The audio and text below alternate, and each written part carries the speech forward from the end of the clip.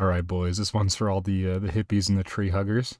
We're going to do a Resto Druid guide for Cataclysm. So Resto Druid's like a decently strong class. I think all the healers in Cat are pretty strong, even though there is, like a hierarchy implicit in there. They all have, good raid healing and good tank healing niche that they can fill. Resto Druid's no exception. It's basically a holy priest, but you exchange the external in GS for a little bit stronger passive tank healing. It fits the same niche of a sort of like spread dot-based or hot-based rather healer. And its healing profile is very highly complementary to H-Pal and Disc Priest. Like Holy Priest, it's not like the super strongest raw throughput class, especially given that you're going to have Holy Paladins and Disc Priests in the raid stealing a lot of the healing, because Holy Paladin and Disc Priest do a lot of incidental healing to like the melee to the raid if it's stacked, and to tanks as well with like Beacon and Powered Shield and Atonement and all that. You kind of want a healer that can fill in the gaps on like range damage on players that are not in the raid stack, not in melee, not in range of like splashed radius heals like Radiance and POH and Atonement. And the hot-based healers like Holy Priest and Resto Druid can fill in that role really well with like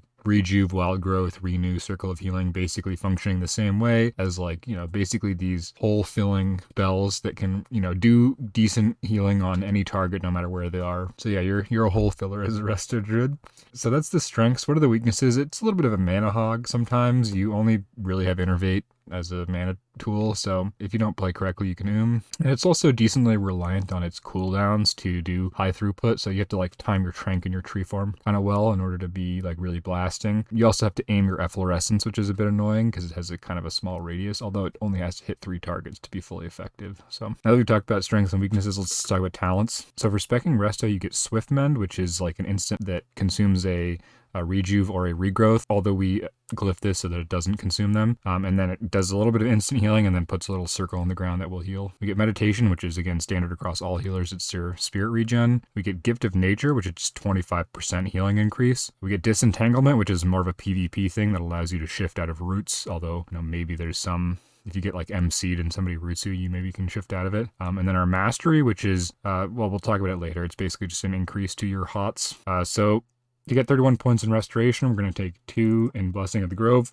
This is 4% on our Rejuve, which is one of our main fillers. Natural Shapeshifter, we just get this to get to Master Shapeshifter. We're going to get 2 in Naturalist, which is just reduce cast time on Healing Touch and Nourish, which are our 2 main casted heals. 3 in Heart of the Wild, which is 6% Intellect. We're going to get 1 in Shapeshifter, which is just 4% healing for 1 point. Very, very strong for 1 point.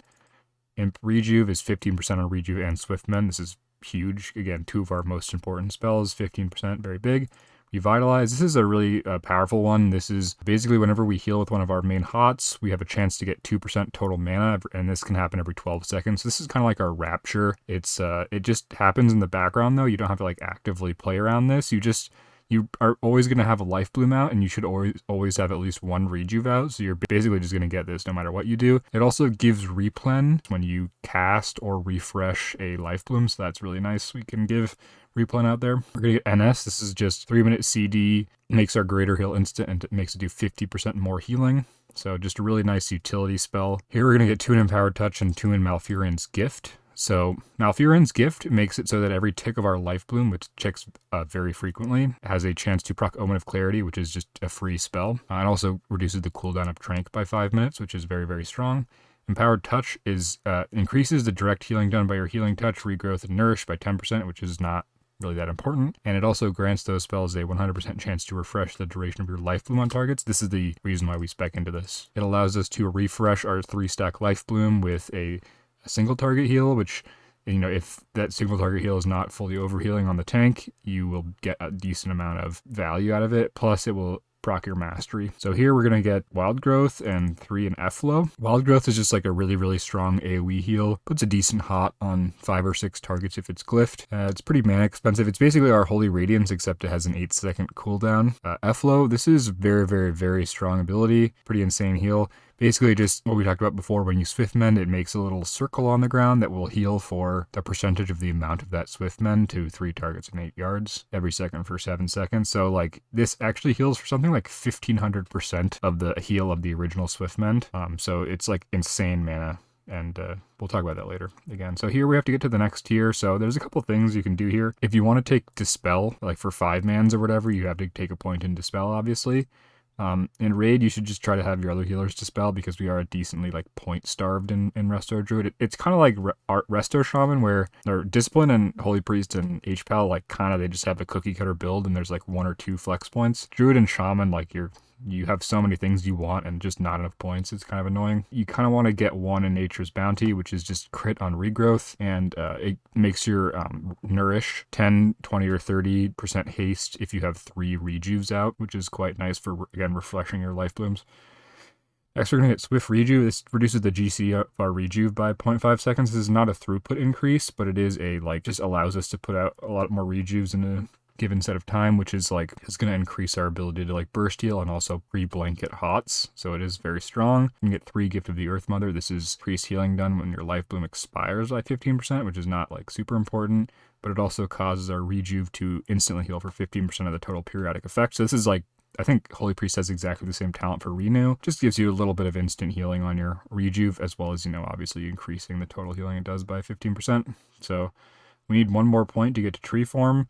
So, you know, either you're going to take Dispel, you're going to take another point in Bounty, or for certain fights where like Chimeron or maybe Nefarian, although we're kind of past Prog on those fights, but for those fights, you can maybe take 1 in Nature's Ward. If this procs a couple of times, it's actually like pretty good value, but generically you're going to get 2 in Nature's Bounty, and then you're going to get Tree Life. So here, we're going to go to the Balance Tree. We're going to get 3 in Nature's Grace. This is just whenever you regrowth once a minute, you get 15% haste for 15 seconds. This is like pretty strong. You should be tracking this. And once this is up, it's obviously going to like put you over some breakpoints for your hots, which is quite nice. And then we're going to get 2 in Nature's Majesty. All of our hots and all of our like obviously all direct heals and stuff can all crit now. So 4% crit's like pretty good. Then we're going to get 3 in Moonglow, and we're going to get 2 in Genesis. So Moonglow is very strong, 9% mana reduction of every spell that costs mana. And Genesis is going to be 4% on our Swift Mend and periodic spells. So that's like all our hots basically. I don't think Efflow double dips because it increases the Swift Mend, but I don't know if the actual Efflow counts as a periodic effect as well. I haven't actually tested that. If it does double dip, this is obviously a little bit stronger for Efflow. So there's one thing you can do here, which is if you really want to have enough energy for Stampeding Roar when you shift into cat form without waiting, you can get 1 in Fear, but it's like pretty bad for throughput. You really want 1 extra point in Moonglow. It's like way more valuable. But we'll talk about that later. I have some math with these talents. We're going to go to Glyphs here. So Glyphs, Life Bloom, which is just 10% crit on Life Bloom. Swift Mend, which is, again, I talked about this before, makes your Swift Mend not like consume a hot, which is pretty valuable. And then next we're going to get Rejuve, which is just 10% on Rejuve, which is, again, one of our major fillers. For major glyphs, we're going to get Rebirth, which is Battle Res is 100% health, which is like really strong. Just never not use this. We're going to get Wild Growth. This makes our Wild Growth hit 1 more target, but its cooldown is increased. So this just increases like the healing per cast and healing per mana of Wild Growth by like quite a bit, right? It's like 20% or something. And in 25-man raids and even in 10-mans, you're just pretty much always going to get effectiveness out of that extra target. For a third major, we're going to get... There's a couple of options here, actually. You can get Thorns for just like a little bit of extra damage on the tank, but I wouldn't really ever get... I would just get Healing Touch. This just reduces the cooldown of NS whenever you Healing Touch by 10 seconds. You aren't really going to be Healing Touching that much, but it's just a little bit of value. It's like the only one that actually affects your healing at all. For minors, it doesn't really matter. You can just get Wild and... Actually, this is the most important glyph of all, which is Glyph of the Treant, which turns your tree form from the insanely hideous like broccoli guy that's somehow like still in the game after 10 years that everybody hates and is like ridiculous, to the original Treant, which is like, you know, cute little tree guy. So that's the most important glyph of all, is Glyph of Treant. Now that we've talked about talents, I'm actually going to go into the math on Furor versus Moonglow. So I just did a little bit of like rough math here where I used like a 4-minute fight on logs to just show like how much value you would actually get out of Moonglow and Furor, because initially I just initial assumption was that Moonglow was a lot better than Furor, which gives you 5% mana pool per point. But I did see some logs of druids using 1 or 2 points in Furor, and it just seemed like wrong to me. So I actually did the math here, and I basically came out with that per Moonglow was, each point of Moonglow was worth like 330 MP5, and this was actually assuming that it was actually 9%, but I actually did the math, and I found out it actually reduces the cost by about 10%, like a little bit under 10%. So the real value is actually like 360 MP5, whereas like from Furor, You get extra mana from Innervate, Revitalize, and Replenishment, right? Because it increases your mana pool, and those things are based on your mana pool. And then also in like current gear, it'll give you like 6k mana initially, just from that pool increase per point. So that 6k plus the extra you get from Innervate, Revitalize, and Replen was about 130 MP5, so it's like 2.5 times better than Furor per point. So it's like way better mana. The only reason you'd ever get one in this is to have that instant energy for the speed boost ability or whatever, but I don't know, I just don't think it's worth the loss in throughput personally. A lot of the times you're just going to be using that like on pull anyways to get into the pull quickly, and there's like not that, maybe on certain fights where you actually need that you can swap to 1 in Furor, but again I just don't think it's that big of a deal. The other thing I'll mention is that you can grab points in Perseverance for certain fights where you actually need this. Like the only thing I can really think about is Nefarian, right, where maybe on like early prog, you could get one shot if you don't have your bark skin, so you can take a couple of points in this over like bounty to get some DR. So now we've talked about talents, let's talk about like spells and their strengths and weaknesses. I'm just going to go through the list here. So we're going to talk about Rejuve. This is just your bread and butter filler spell. It's basically like Renew, right? It's your main hot. It just does like a little tiny bit of instant healing and then a bunch of healing over time. It's very high HPM and HPS relative to your other spells that have no cooldown. So again, I'm actually just going to look at this spreadsheet again. I did the numbers for healing per mana and healing per cast time for all the spells. You can see Trank is the highest by far. It's like insane healing per mana and healing per cast time. The second is going to be Swiftmend, which is like, again, it's just the most insane spell ever, assuming that your Efflow actually hits, which it should, right? You know, almost as good as Tranquility. Keeping that Swiftmend on cooldown is very high priority. Your Wild Growth and Life Bloom are decently high HPM and healing per cast time, although Life Bloom's a little bit weaker here than Rejuve. Rejuve is like way higher in healing per mana and healing per cast time than all of your other spells that do not have a cooldown, which are your casted spells, Nourish, Healing Touch, and Regrowth.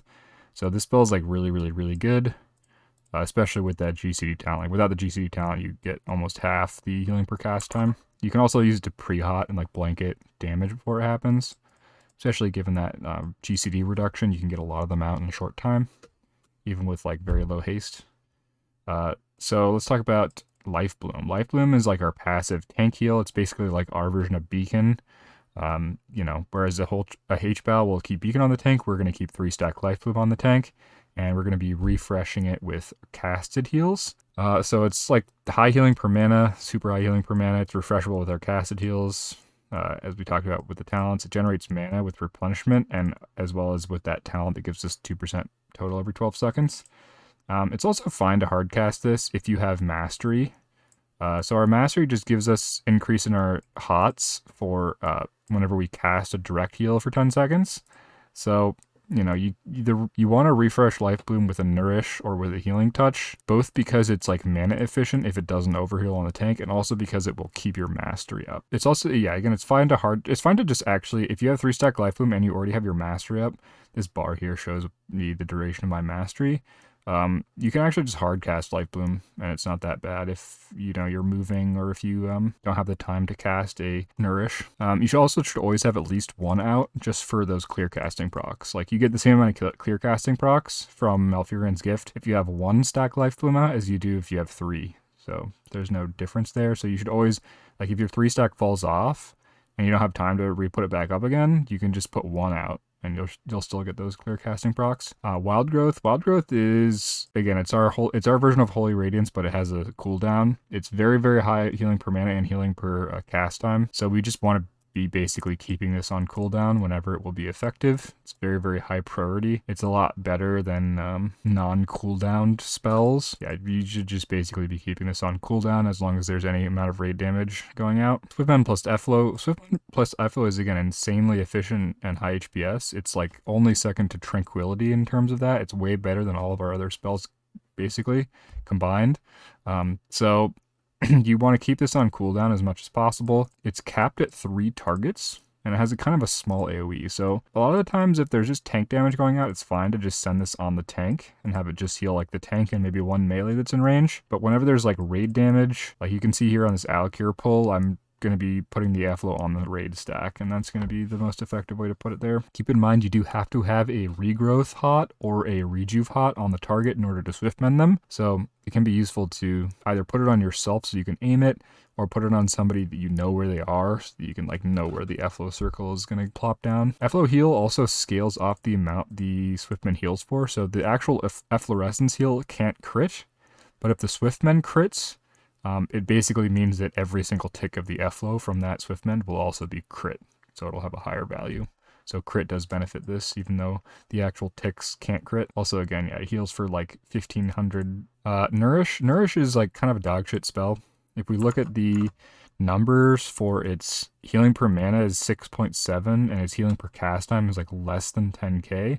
Although this does get bumped up a little bit with 2 out of 3 in Nature's Bounty, as long as we have 3 rejuves out, which we should basically always have. But it's like, it's actually the worst spell in terms of healing per cast time that we have. And in terms of healing per mana, it's a little bit better than our other 2 casted heals, but it's like decently worse than rejuve. So really the value of Nourish is in the fact that it will refresh Life Bloom. So as long as we refresh a Life Bloom with a Nourish, it's worth doing.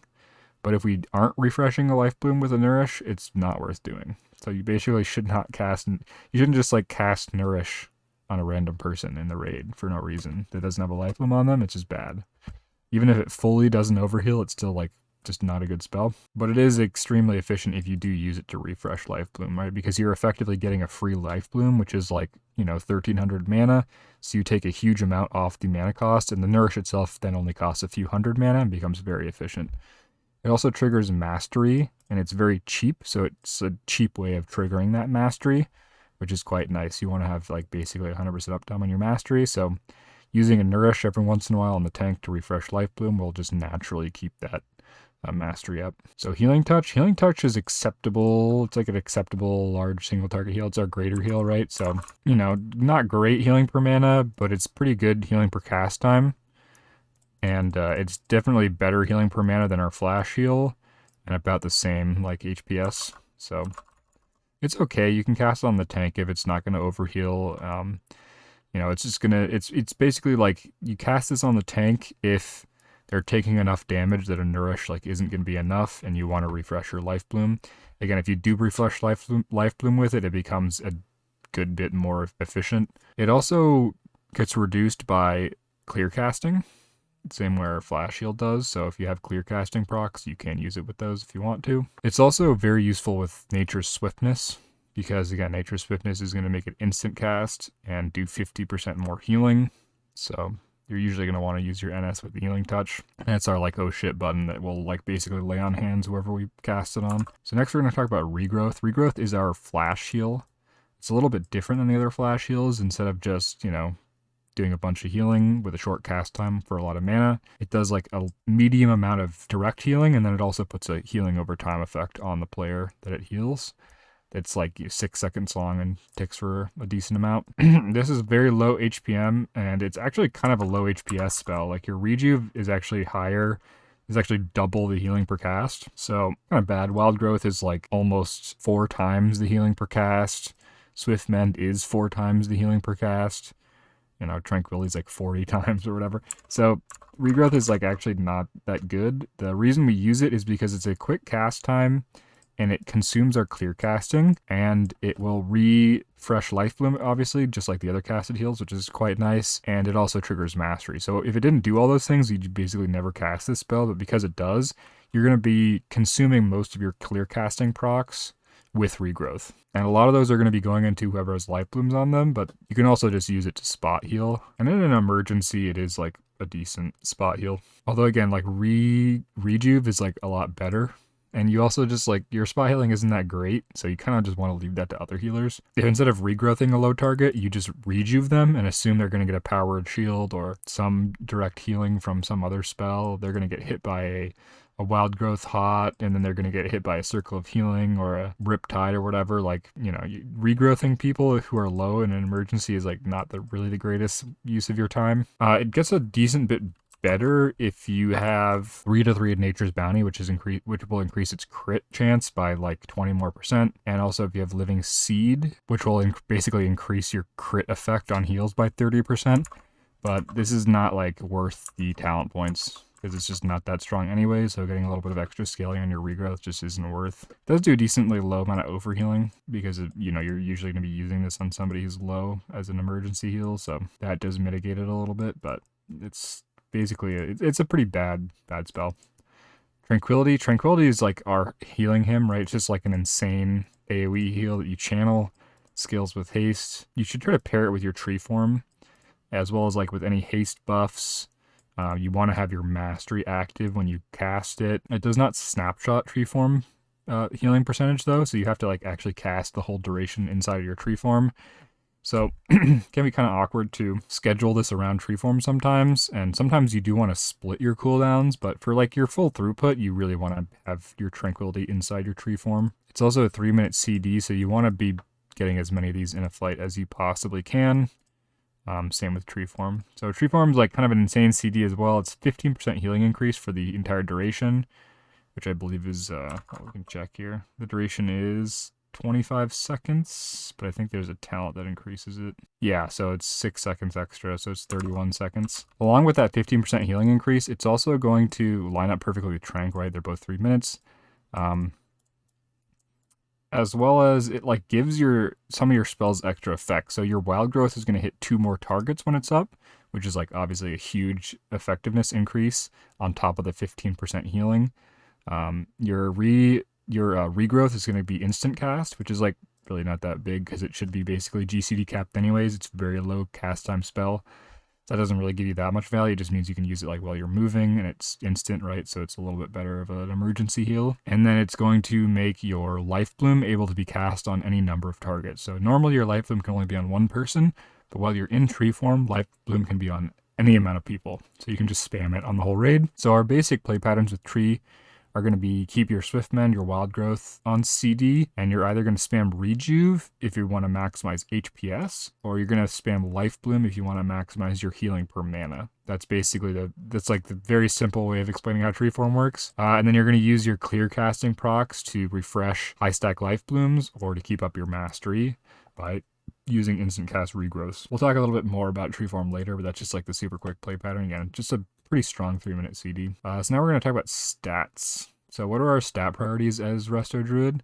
Int over everything, and obviously Int's main stat is just like super insane, really, really good. Mana pool crit, increases our spirit regen, very, very strong stat. Next we're going to be spirit, so Spirit's our second priority stat for every healer. It's just really insane. Extra mana is extra healing if you play correctly, always, pretty much. It really will never go down in value. In Cataclysm, mana's like always kind of a thing in Cata, even late into Dragon Soul in my opinion, although it does become like a little bit less important. After Spirit, we're going to, everything else is like decently lower value. We're going to go haste to our caps, and then we're not really going to want haste after our caps. We're going to want mastery over crit. Both mastery and crit are decently valuable, but mastery is just like a little bit better scaling for us than crit. I haven't actually done the math on this. I just feel scrapped it, and I assume that mastery is a little bit better than crit, although they're probably pretty close, honestly. Mastery is just a little bit like better weighting, I think, per point. So what are our important haste caps? Well, for tier 11, you're going to want to go for 917 haste, which is an extra rejuve tick and an extra tranquility tick. And then after you get 917, I wouldn't get any more haste until you can get to the second cap, which is 2005, which is an extra efflorescence and wild growth tick. So this 2005 cap is like really, really nice if you can get it, but if you can't get it, just go to 917 and just have everything else in mastery, in my opinion.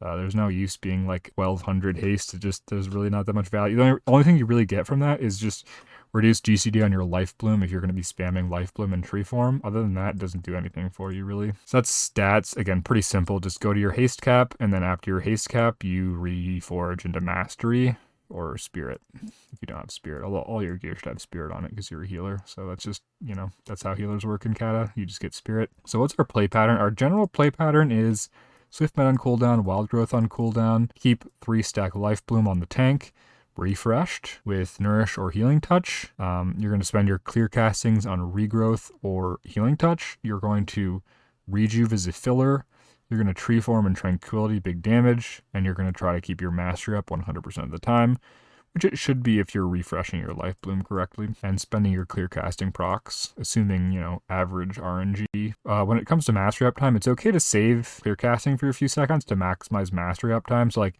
if you have 6 seconds left on your mastery and you get a clear casting, it's okay to wait a couple seconds, especially if you don't have good targets for like a healing touch or a regrowth. You can wait a few seconds and then spend your clear casting, keep your mastery up more without having to always be casting nourishes all the time into the tank to refresh. That's a pretty small min-max though. Also, like munching procs on your clear casting really isn't the worst thing ever because your healing touch and regrowth really aren't that good. You're really only losing like, 25k healing every time you munch a proc. And the proc rate's pretty low, so you're very unlikely to munch a clear casting proc from letting it sit for a couple seconds. So you don't need to spend those instantly. You can let them sit for a little while. The biggest value from your clear casting procs is the mastery uptime and the life bloom refreshes. Next, we're going to talk a little bit how mastery works. So mastery snapshots, by which I mean if you cast a heal over time spell, while you have mastery up, the entire duration of that hot will benefit from the mastery, no matter if it falls off in the meantime. And if I cast a rejuve and then I get my mastery, it doesn't retroactively apply to that rejuve. So you don't actually care about your total uptime of mastery. You care about your uptime of mastery when you cast your actual hots. So you basically never want to cast a wild growth or a tranquility or a rejuve when you don't have your mastery up. But you basically should have 100% uptime on this without even really thinking about it too much if you just play correctly, refreshing your life blooms and spending your clear casting. Really only 10% of the time you actually have to think about mastery. So not too big of a deal. It's pretty background. Also, your efflorescence will basically always benefit from it because casting a swift mend will also give you mastery. Between Swift Mend and your clear casting procs, just that will usually have you have 80-90% uptime. Plus you're going to be refreshing your life bloom. So that's going to usually put you close to 100%. Next, we're going to talk about Nature's Grace. So Nature's Grace is this talent that we talked about, which gives us a proc whenever we regrowth, or obviously cast a dot, but we're not really going to be casting dots as a healer because they cost mana and do tiny amounts of damage. They're not worth. So this is a 1 minute cooldown and just gives you a decent haste buff. Usually if you just cast your normal regrowths with your clear casting procs, this is just going to be up 25% of the time. And that's fine. That's usually good for fights where there's just, ticking raid damage consistently. But you should be tracking this and you should be trying to proc it before you use a big spell like Tranquility, just to get a little bit of extra benefit. It's okay to have this sit, purposely not cast a regrowth for 10-15 seconds so that it lines up with a Tranquility or a tree form. So that's a little min-maxy thing. Again, if you don't really care about super min-maxing and super sweating, you can just play normally and Nature's Grace will happen around in the background and just increase your healing passively. If you do want to mid-max, you can track this and try to line it up. And if you are trying to save your Nature's Grace, you want to be using your clear castings on Healing Touch because Healing Touch does not proc the effect. It's only regrowth. None of your other spells that you actually are going to be casting will proc this other than regrowth. So it's a useful thing to know. So next we're going to talk about race. This is very, very straightforward. You just go Troll or Worgen. Again, the Blizzard got us here with the race change dollars. We're pay piggies. We're shelling it out. If you have an alt, I actually haven't. My my Resto Druid's still a cow, which is pretty bad. It's actually a pretty big HPS increase to have that 1% crit or the Zerk. So it's worth doing if you actually care a lot about min-maxing. You can either re-level or race change. For professions, you just want engineering, and then doesn't really matter what else you get. You just want an 80 int profession. Once we get epic gems, you want engineering and blacksmithing. If you just don't want to be engineering for some reason, which is insane, you just should be. It's fine to just go another 80 int main profession. Because we have dash in our cat form, we have a decent amount of mobility, although the boots are just really nice to have. There's no reason not to be engineering. So that's professions. Now I'm going to talk a little bit about utility. So utility for druids a little bit limited. A lot of our unique stuff and the value of B-res and stuff like that is kind of gone. Our Mark of the Wild is now shared with kings, and you're pretty much always going to have 2 paladins rather in a group. So not too great of a value there. We do still have our battle res res, and our battle res does res with 100% health with that glyph, which is quite nice. But again, battle reses are capped, and so many other classes have them now that it's not like the greatest utility. We have Stampeding Roar, which is quite valuable. It's yeah, so you have a bear and a cat version of this, and just gives like a 60% sprint for 8 seconds to everyone in 10 yards, and it's a 2-minute CD. So this is nice, like you can use it on the pole to get your melee in quicker, and you can use it on certain fights where movement is useful. Not the greatest utility, right? It's not like a raid CD or anything like that. You know, something to mention. The other thing we have is Innervate, but Innervate is basically never going to be used on anybody else other than you. You know, not really utility anymore like it used to be. We have Fairy Fire, which is now shared with the Sunder Armor. If you're in like a 10-man or something, you actually, it's decent to just have the Resto Druid stack this 3 times on the boss if you don't have like any other good class that can do the armor debuff, but a little bit of value there. You know, obviously the armor debuff's really nice if you don't have it for your melee or like your hunters or whatever. We do have the ability to go into bear form, and in bear form you do have like your taunt and you have bash. Let's see where bash is. Yeah, you have just a 1-minute CD, right? So 4-second stun, which is kind of nice. You can, you know, like taunt and kite stuff around in a super emergency situation. We also do have a kick, although it is a 1-minute CD if you're not like talented into the CD reduction. So, and you also have to shift. This is another reason why you could potentially get 1 point in Furor if you really do need to be kicking, which, you know, as a Resto Druid you shouldn't really be having to kick, but you do end up having to.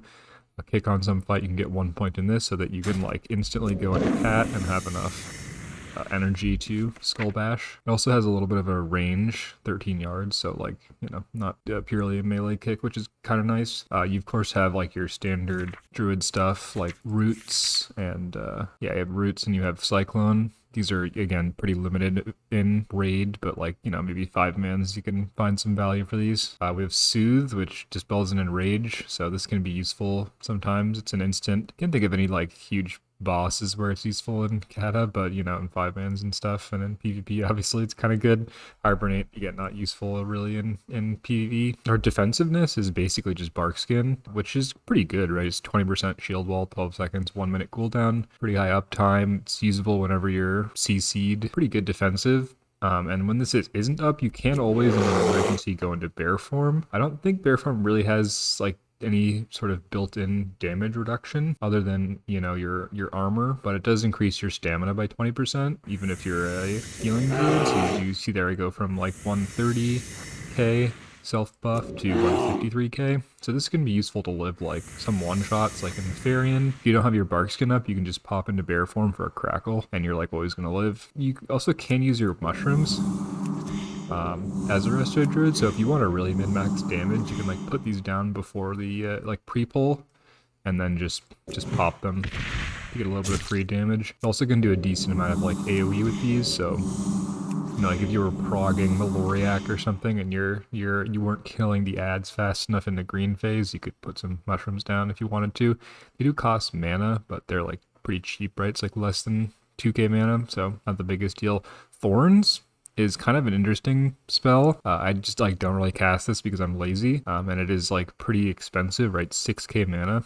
But again, this is just, it's gonna do like a pretty good amount of damage. If you put it on the tank and there's a whole bunch of ads hitting the tank, the Thorns can do like a pretty significant amount of damage. But again, it is pretty mana expensive, and I don't know, I personally just don't really ever use it because it's damage, who cares? The other things we bring are we do have a dash, which is quite nice, which is just a little bit of a sprint. 2.4-minute cooldown, 70% sprint. You do have to stay in cat form for this though, so a little bit of a mobility. We are decently mobile, and also you should be glyphing dash. I don't think I mentioned this in the glyph section, but you can glyph this for 20% reduced cooldown, which is just, you know, like a little bit off your dash, which is nice. We also bring replen. I mentioned this in talents, but you know, decently valuable to bring replen to the group, more so in like 10-man and 25-man. You should basically just have 100% uptime on replen on your healers, just from like having a decently normal comp, you know, in the off situation where like you need a healer slot to bring replen. Resto Druid becomes way more valuable. Replen is like, it's quite a bit of mana. But yeah, utility, like, it really isn't that great for Druid, honestly. You don't really have an external, and you fit the same healing profile as like Holy Priest, but Holy Priest has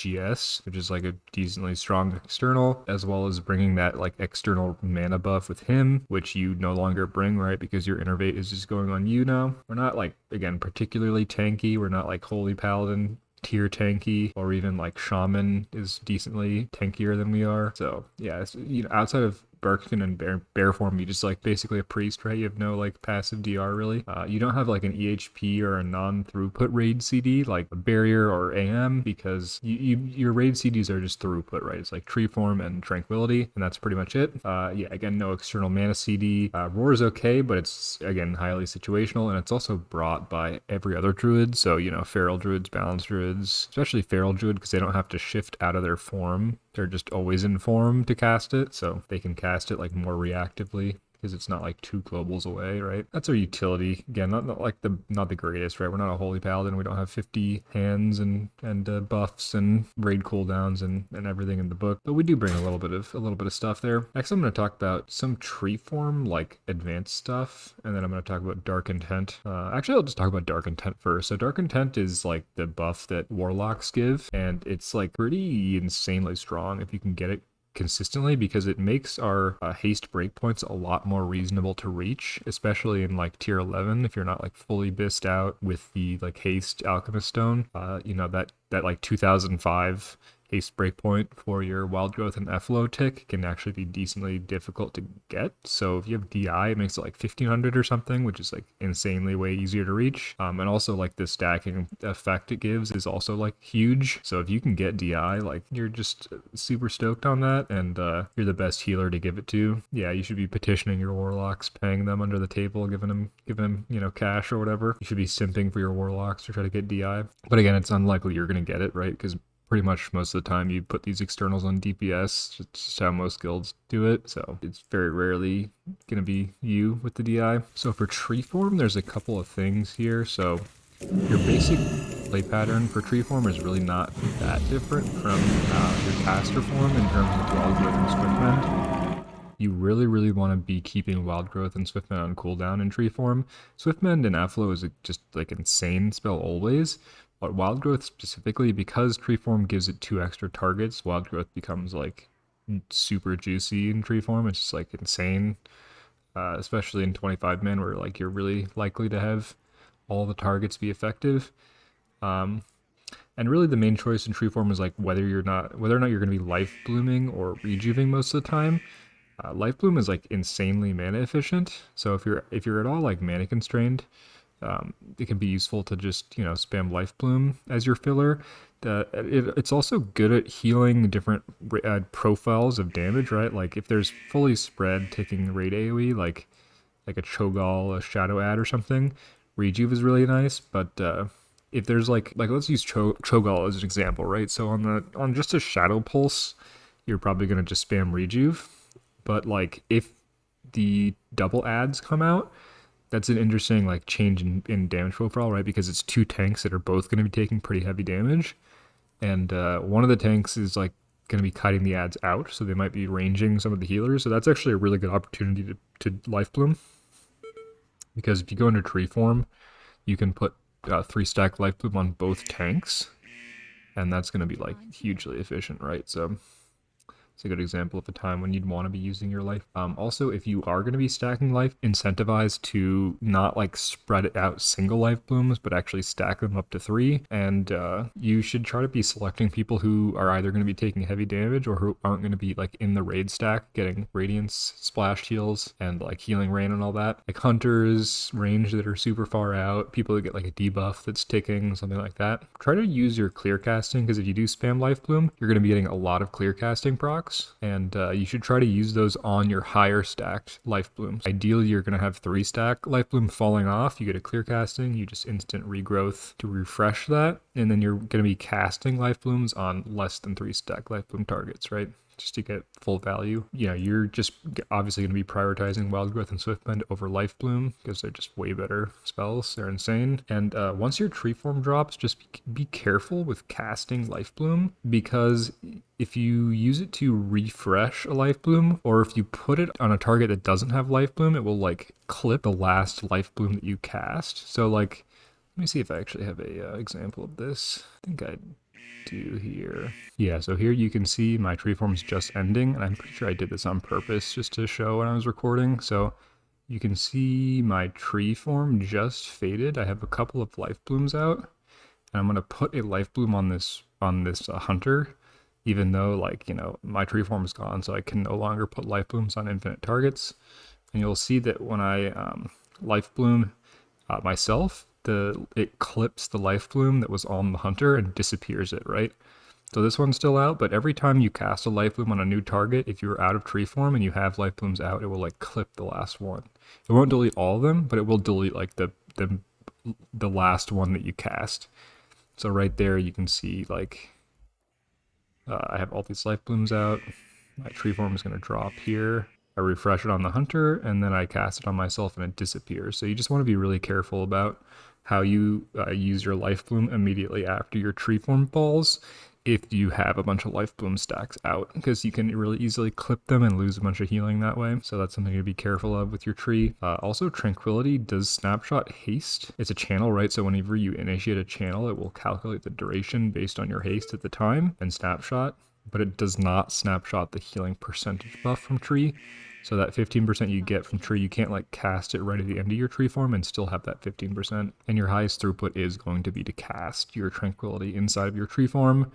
Just make sure that you like cast Wild Growth and Swift Mend right before you Tranquility, because you want those to be off CD for as little as possible. So you don't want to be like having your Wild Growth and Swift Mend come off cooldown while you're still channeling Tranquility, because it's just a healing loss. So that's some tree form and some Dark Intent stuff. I'm gonna end here with just like a couple of weaknesses of the Druid, I think. And I think a lot of these weaknesses are gonna become more apparent in like 25 man, as well as like later in the expansion, Dragon Soul particularly.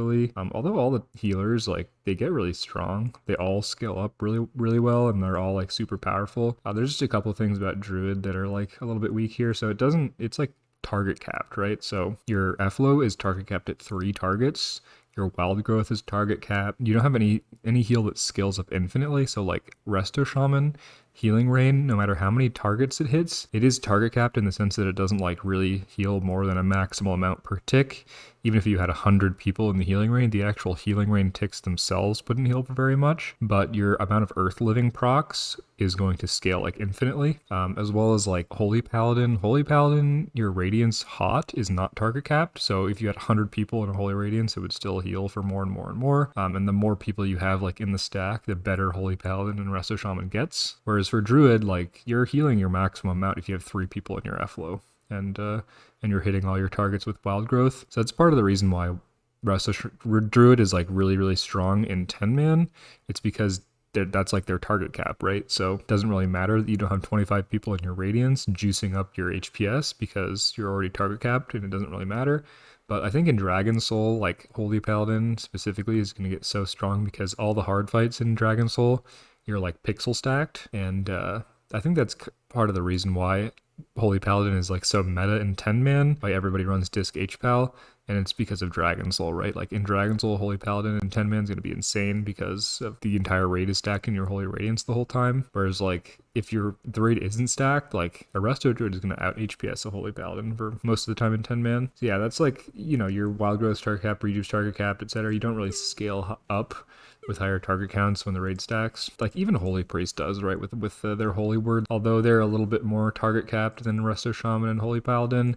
Disc Priest is target capped as well, but Disc Priest scales so well with gear. POH and like the amount of absorbs you put out is like so insane. If your gear gets really, really up there, like your eye level and Dragon Soul or whatever, you're going to be just stealing so much of the healing with absorbs that I think Disc doesn't really care about being target capped, because they're just going to be so strong at what they do, which none of the other healers do. So yeah, I think there's a little bit of weakness in Resto Druid, but again, that strength, which is just that it fills the hole really well in the healing profile between Holy Paladin and Disc, and then, you know, your Resto Druid and your Holy Priest, they just fit together really well. And that's a big reason why you kind of like want a Holy Priest or a Resto Druid in a raid comp. So that's Resto Druid. Let's talk about macros here. So for macros, there's not like really too much for the healing side of things. It's just basically like some mouse overs, nothing too fancy here. You should know how to use like stance macros for your shifted abilities. Like, you know, for example, cast like no stance 3. Stance 3 is cat form, and then dash. So you can make macros like this for any like feral abilities you want to be using that will allow you to just use one button to shift into form and then dash, or, you know, similar things for your other abilities. But again, these are really not like too big of a deal. It's just general. I don't know at what point in the expansions they make it so that like pressing a feral ability just auto shifts you into form, but I don't think it's for a while here. So you do actually have to use those stance macros for now, which is a bit annoying, but you know, once you make them, it's pretty simple. Yeah, so nothing too big for healing. There's not like really anything to macro there that's that important in my opinion. So yeah, that's Resto Druid. Again, like pretty fun class, pretty strong class. You're basically just running around like an idiot casting Rejuve like it's Wrath of the Lich King all over again. But there is like some cool min-maxing to be done, and you know, your cooldowns are, especially tree form, right? It's a little bit involved and fun to decide how you're going to use. So yeah, I think thanks for watching. Leave a like and subscribe, I guess, if you want to. Yeah. Swobu! Zug Zug!